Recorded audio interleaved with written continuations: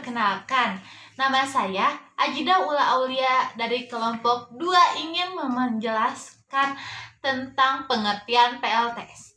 PLTS yang artinya pembangkit listrik tenaga surya. PLTS juga bisa digunakan untuk mengubah energi matahari menjadi energi listrik. Nah, PLTS terbesar di dunia adalah India. Terdapat juga ada Cina, Amerika, Vietnam, dan Meksiko. Nah, PLTS di Indonesia yang terbesar di Indonesia ada Purwakarta, Cikarang, Lingkupan, dan Kepulauan Selatan. Likupang dan Kepulauan Selayar ya. Kondisi PLTS di dunia adalah terdapat yang ke-1, kapasitas dunia meningkat. Yang kedua, energi terbaru paling cepat. Yang ketiga, berbiaya rendah di sebagian negara. Sedangkan di antaranya pemanfaatan rendah. Yang kedua, persepsi publik negatif. Yang ketiga, kendala lahan. Dan yang terakhir, kerusakan. Oke, sekian dari saya. Sudah selesai menjelaskannya. Terima kasih. Wassalamualaikum warahmatullahi wabarakatuh. Penemu. Pada tahun 1839, fisikawan asal Prancis Edmond Becquerel menemukan efek fotovoltaik saat melakukan eksperimen dengan sel yang terbuat dari elektroda logam dan larutan konduktor. Alasan utama Alexander Edmond melakukan penelitian ini adalah untuk memahami fenomena ilmiah yang melibatkan interaksi antara cahaya dan juga material.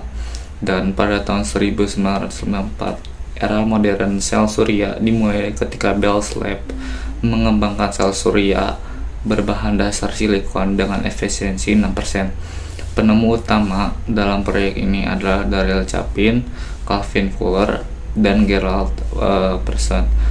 Penemuan ini menjadi landasan bagi perkembangan teknologi PLTS modern hingga saat ini. Faktor yang mempengaruhi efek fotolistrik. Yang pertama ada jenis cahaya.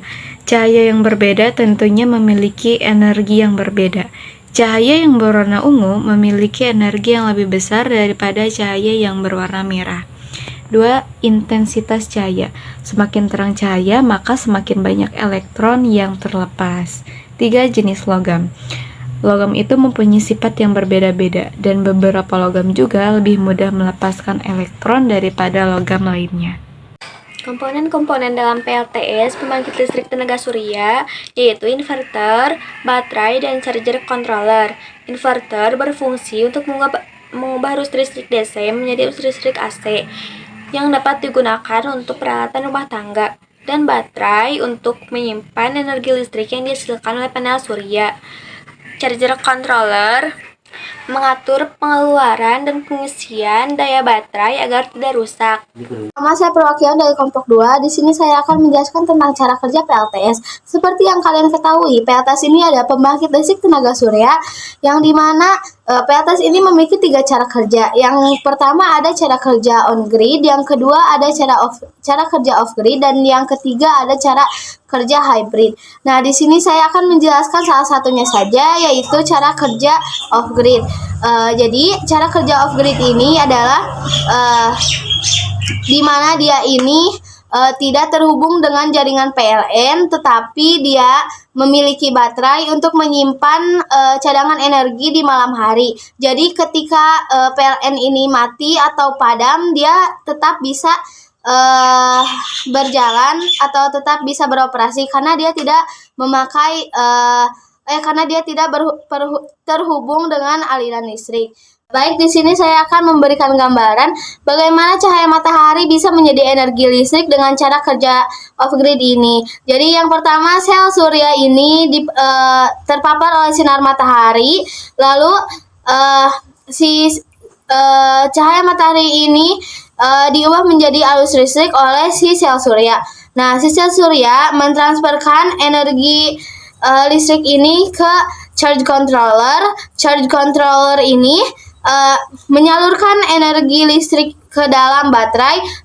Di dalam energi baterai di dalam baterai energi listrik ini masih menjadi arus AC, yaitu arus searah. Lalu dari baterai mentransferkan energi listrik ini ke dalam inverter atau pengubah arus AC menjadi arus DC atau arus bolak-balik agar bisa digunakan. Lalu setelah diubah oleh inverter, bisa langsung digunakan ke dalam alat-alat elektronik yang akan dipakai. Terima kasih. Assalamualaikum warahmatullahi wabarakatuh. Di sini saya ingin menjelaskan kekurangan dan kelebihan PLTS. Yang pertama, kekurangan PLTS adalah ketergantungan pada cuaca. Nah, jadi yang dimaksud ketergantungan pada cuaca itu, PLTS kan menghasilkan energi listrik dari sinar matahari. Nah, jadi kalau misalkan lagi malam ataupun lagi hujan, nggak ada sinar matahari, itu nggak bakal bisa menghasilkan sumber energi listrik.